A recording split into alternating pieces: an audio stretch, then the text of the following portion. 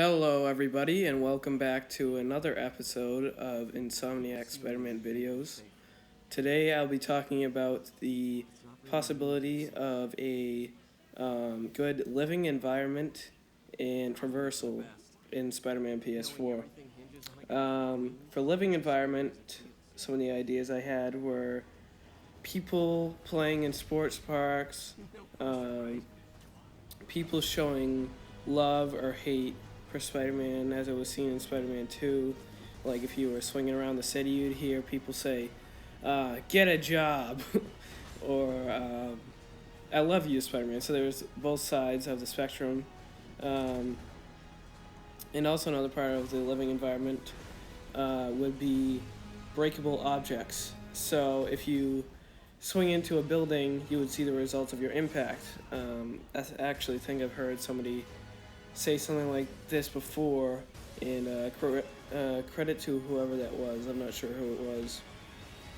But the next part is traversal.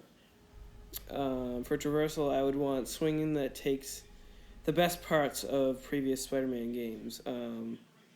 Spider-Man 2, Ultimate Spider-Man, even Web of Shadows, even though the webbing didn't always stick to buildings, but I like the just the swinging part of that. But make sure the webbing sticks to buildings. And also, Insomniacs stated when the game first was announced that they would incorporate parkour into the game. And people have debated whether this scene in the cafe is a QuickTime event or something that happens in the game. I personally think that it is in game, but it is in a particular event in the game, not just like free roaming. And that is why he breaks through glass. I don't think Spider-Man would just break through glass all the time, although it is a possibility, but that is just not what I think will happen. I think you'll overall normally be able to parkour as you see in this scene. Not always inside buildings, but on top of them or running up the side of them. I guess I'd like to see something like Web Rush, but not exactly because I feel like it slows the game down too much. Sure, it enables you to see the game through like as fast as Spider-Man, but I feel like you should feel like you can move quickly all the time, which is what Spider-Man's all about. Um, so those are my thoughts on that. Okay, one last thing. When will we see our first gameplay of Spider-Man PS4? There are a few possibilities. The first one is at the PlayStation event where they are going to unveil the 4K console, which is on September 7th. Could also be at the Paris Games Conference, which is in late October, I believe.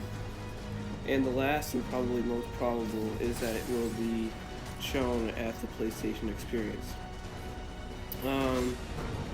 But we could actually get it on each of these. I mean, we haven't seen a lot so far, but they could be on September 7th. I would say it's pretty probable that we'll get something, whether it be a trailer, a short gameplay demo. I don't know.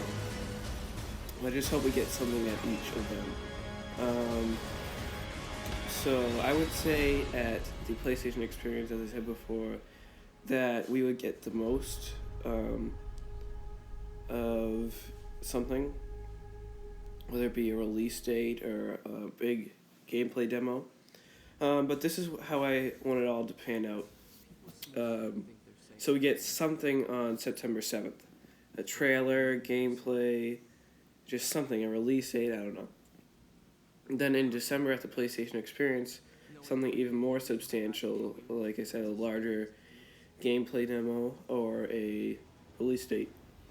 And finally, I'm hoping for a May 2017 release date. I know the game doesn't have anything to do with the movie, and Insomniac does not have to coincide with the release of it, but I want this game in my hands yesterday. But realistically, I think May of 2017 is the earliest possible release date. Alright guys, thanks for watching, and remember to stay stuck to these videos, webheads.